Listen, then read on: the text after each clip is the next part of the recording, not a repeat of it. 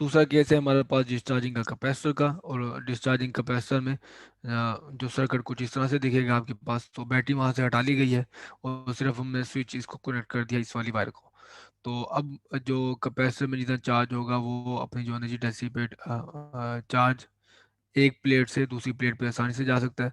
तो ये इस तरह कैपेसिटर जो होगा डिस्चार्ज होगा। तो जितने हमने पकड़ पकड़ के इलेक्ट्रॉन यहाँ पे स्टोर किए हुए थे वो एक एक करके हमारे पास यहाँ पे इस प्लेट पे आते चले जाएंगे। और जो कुछ देर के बाद आपके पास जो कैपेसिटर पे चार्ज जीरो हो जाएगा। लेकिन उससे पहले अगर आप वन बाय वन सिनेरियो देखें तो हमारे पास जो टाइम जीरो पे इनिशियली जीरो, जब आपने जैसे ही स्विच को क्लोज किया है वो हमारे पास टाइम जीरो है। ठीक है, कैपेसिटर अब हमारे पास केस है कि इनिशियली फुली चार्ज है। इनिशियली फुली चार्ज है हमारे पास कैपेसिटर, और हमने इसको स्विच को अब क्लोज किया है। तो करंट इक्वल्स टू जीरो होगा पूरे कैपेसिटर में इनिशियली। अभी हमने सिर्फ स्विच को जोड़ा ही है, तो इमीडिएटली उसी टाइम पे टाइम हमारे पास जीरो हमने लिया है और करंट हमारे पास उस वक्त जीरो होगा। अब आप सर्किट इसमें देख लें कि लूप रूल के मुताबिक हमारे पास क्या होगा। तो कहीं से भी आप स्टार्ट कर लें, लेट से हमारे पास ये पॉजिटिव प्लेट है, तो यहाँ से हमने स्टार्ट किया, एंड अप हुए हम नेगेटिव प्लेट पे। तो माइनस क्यू और सी ये हमारे पास पोटेंशियल ड्रॉप, और in the direction of current move कर रहे हैं, तो हमारे पास ये minus I R is equal to zero. तो क्लोज लूप इंटीग्रल हमारे पास यहाँ पे जीरो है। तो अब आप इसको रीअरेंज कर लो, और माइनस क्यू सी को उस तरफ ले गए तो ये पॉजिटिव हो गया, क्यू और सी। आई की वैल्यू पुट कर दी, डी क्यू और डी टी करंट है हमारे पास। करंट का ये हमारे पास एक ये भी फार्मूला है, और इंस्टेंटेनियस करंट का। और इसको क्यू की जो टर्म है वो इस एक साइड पे ले आए, डी क्यू ओवर क्यू बच गया, और जो आर यहाँ पे मल्टीप्लाई होता है यहाँ पे जाके डिवाइड हो गया माइनस के साथ। तो डी क्यू ओवर क्यू और minus D T over R सी।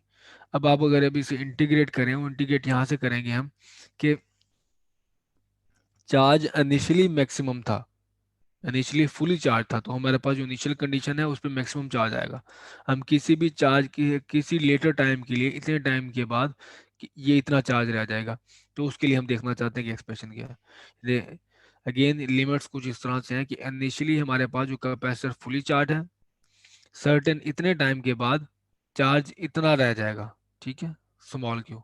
तो अब अगर आप इसको इंटीग्रेट करो, ये डी क्यू ओवर क्यू है, तो ये बहुत ही आसान फार्मूला है। ये ऊपर हमारे पास जिसका डिफरेंशियल है वो वैल्यू ऊपर पड़ी हुई है, जैसे हम कहते हैं ये D x divide by x. इसकी हमारे पास जो इंटीग्रेशन होती है वो होती है लॉग एक्स। ठीक है, तो इसमें आप अपर लिमिट पुट करोगे तो वो क्यू बन जाए, क्यू है, और लोअर लिमिट हमारे पास कैपिटल क्यू है, तो log Q over capital Q. और यहाँ पे हमारे पास इंटीग्रेशन सिर्फ डी टी पे है, तो आपके पास सिर्फ टी आ जाएगा। अगेन इसका एक्सपोनेंट लोगे, एक्सपोनेंट जो एक्सपोनेंशियल है वो लॉग के साथ कैंसिल हो जाएगा, और यहाँ पे ये वैल्यू हमारे पास एक्सपोनेंशियल में आ जाएगी। तो ये बच गया हमारे पास। तो किया ये है, इससे एक्सपोनेंट लिया, ये इससे कैंसिल हो गया, और ये हमारे पास एक्सपोनेंशियल में आ गई ये वैल्यू। और क्यों यहाँ पे डिवाइड हो रहा था यहाँ जाके मल्टीप्लाई हो गया। तो ये किसी भी टाइम के लिए जब आपके पास कैपेसिटर फुली चार्ज हो और वो डिस्चार्ज हो रहा हो, तो कोई भी आप टाइम पुट करोगे तो आपको ये बताएगा कि इस वक्त जो मैक्सिमम चार्ज का इतने परसेंट, इतने परसेंट हमारे पास चार्ज रह गई है।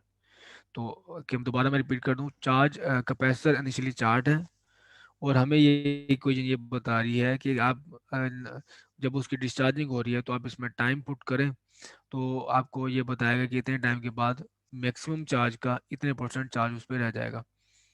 जैसे कि अगर आप टाइम जीरो पुट करते हो तो ये पावर जीरो, ई की पावर जीरो हो जाएगी, ई की पावर जीरो वन होता है, तो ये देखिए टाइम जीरो पे चार्ज आपके पास मैक्सिमम मिलेगा। इसी तरह आप टाइम कांस्टेंट की टर्म में बात कर सकते हैं कि टाइम कांस्टेंट अगर मैं पुट करूं इसमें वन टाइम कांस्टेंट, तो मेरे पास आएगा ये ई पावर माइनस वन। तो एक टाइम कांस्टेंट के बाद आपके पास जो चार्ज है कैपेसिटर पे वो हो जाएगा Q over F E, Q over E. और एक्सपोनेंट की वजह आपको पता है वो होती है वैल्यू 2.7 समथिंग होती है, 2.71। अब अगर आप इसका डेरिवेटिव ले लें विद रिस्पेक्ट टू टाइम, ये क्यू का डेरिवेटिव ले लें विद रिस्पेक्ट टू टाइम, तो आपके पास ये आ जाएगा करंट।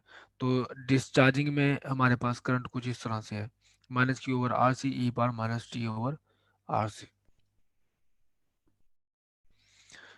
और नेगेटिव जो करंट की वैल्यू है वो ये इंडिकेट कर रही है कि जो करंट की अब जो डायरेक्शन होगी वो ऑपोजिट होगी।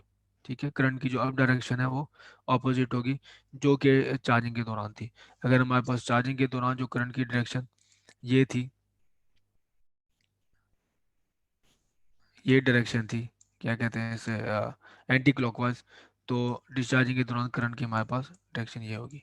तो अब यहाँ से मैं समझ भी आता है कि पहले क्या हो रहा था, पॉजिटिव, यहाँ से पॉजिटिव चार्ज इस तरफ जा रहे थे।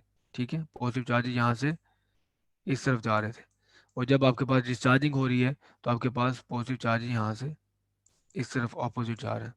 तो ये नेगेटिव हमारे पास यहाँ पे इंडिकेट कर रहा है।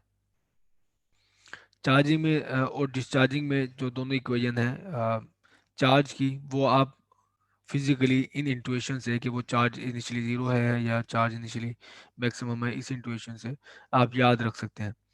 और यही जो इक्वेशन है चार्जिंग की, चार्ज की, चार्जिंग में और डिस्चार्जिंग में दोनों मुख्तलिफ है। जब आपके पास ये इक्वेशन आ गई तो आप उसका सिर्फ डेरिवेटिव लेंगे तो आपके पास करंट की इक्वेशन भी आ जाएगी।